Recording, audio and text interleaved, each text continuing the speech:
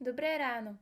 Vítame vás pri rannom zamyslení podľa knihy Úžasná Božia milosť. Prajeme vám príjemné ráno a požehnaný deň.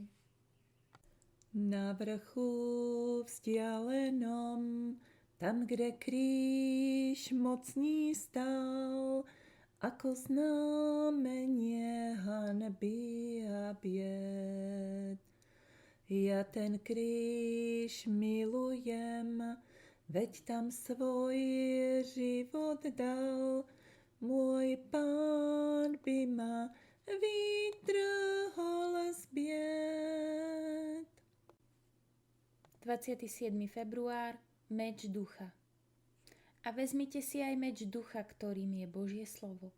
Efežanom 6. kapitola, verš 17. Boh nám poskytol hojné prostriedky na úspešný boj proti zlu, ktoré je vo svete. Biblia je zbrojnica, kde sa môžeme vybaviť na boj. Naše bedrá musia byť opásané pravdou. Náš pancier musí byť spravodlivosť.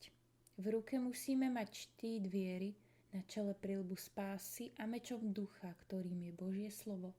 Si máme preraziť cestu cez prekážky a spleti hriechu.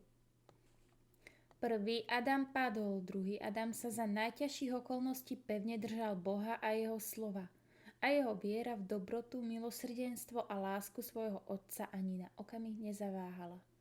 Je napísané, bolo jeho zbraňou odolať a meč ducha je to, čo má používať každý človek. V týchto dňoch plných nebezpečenstva a korupcie sú mladí ľudia vystavení mnohým skúškam a pokušeniam.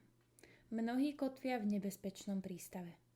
Potrebujú lodivoda, ale pohrdajú potrebnou pomocou, pretože sa cítia byť schopní riadiť svoju loď sami a neuvedomujú si, že sa chystajú naraziť na skrytú skalu, ktorá môže spôsobiť stroskotanie ich viery a šťastia. Mnohí majú sklon byť impulzívni a tvrdohlaví. Neposlúchli múdre rady Božieho slova, nebojovali so sebou samými a nezískali vzácne víťazstvá.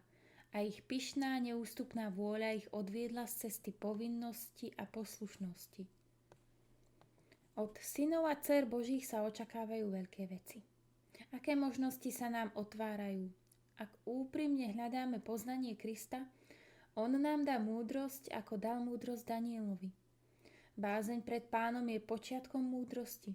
Vo všetkých svojich cestách ho uznávaj a on bude riadiť tvoje kroky. Žalm 111:10, príslovia 3:6. Chcem vás povzbudiť, aby ste boli konateľmi jeho slova, nie len čitateľmi. Ďakujeme, že ste si nás dnes vypočuli a tešíme sa na vás i zajtra.